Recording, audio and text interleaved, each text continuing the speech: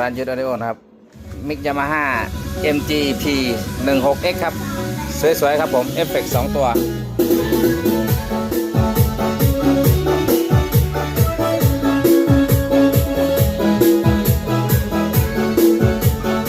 ครับราคาอยู่ที่ 5,500 บาทนะครับ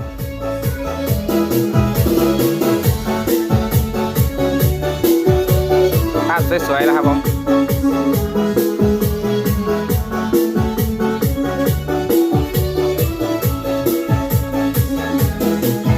เอฟเฟกต์แจ่มๆนะครับเอฟเฟกต์ปกตินะครับผม